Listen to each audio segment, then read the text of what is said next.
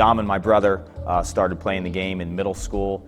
They were best friends, so Dom would come over to the house, and he picked up on the game pretty quickly. And to watch Dom's game and the trajectory in regards to who he was as a player, as an athlete, it was staggering. So Dom Finn, when he picked up a lacrosse stick in Yorktown, everyone noticed.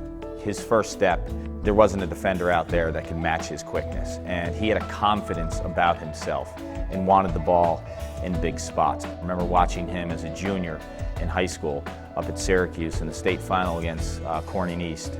Yorktown won that game 8-7. Dom Finn scored 4 goals, and when the game was tight, Coach Jim Turnbull would just give the ball to Dom, and literally that was his call in the huddle, just give the ball to Dom Finn. And he took over that game, and I think by his junior year in high school, he became one of the best players in the country, and I thought his senior year in high school, he was the best player in all of high school lacrosse. And then when he went to Syracuse as a freshman, people expected huge things from him early in his career, and he delivered.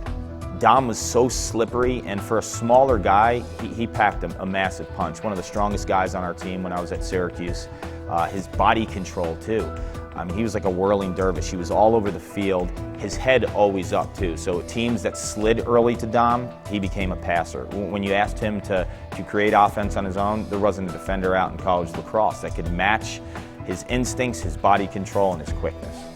Anyone who knows Dom absolutely loves him because of his personality, and he's a vibrant soul, and I think people appreciate just being around him, because more than any player I've ever met or friend that I've had, that guy lives in the moment more than anyone. I'll never forget when I was a junior in high school, Dom was like another brother to me, and he called me up right before the NCAA Final Four, and he said, I lost my stick. And I said to him, well, what do you want me to do? He's like, bring a stick to the Final Four. I was going as a spectator with a lot of my high school friends. I met him outside of the stadium. I gave him my game stick that I was playing with that season, and he went out the next day and had 4 goals and 3 assists and absolutely dominated. That was his sophomore year.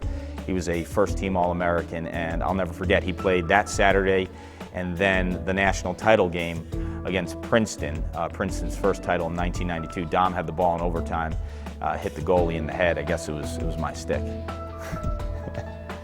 This is an incredible honor for Dom Finn. I mean, he's a guy that lacrosse has been such a huge part of his life, and he did so much at such a high level in a short period of time between his 4 years at high school at Yorktown and his 4 years at Syracuse. You could match those 8 years against any player who's ever played the game. For a short period of time, those 8 years, he was amongst the best I've ever seen.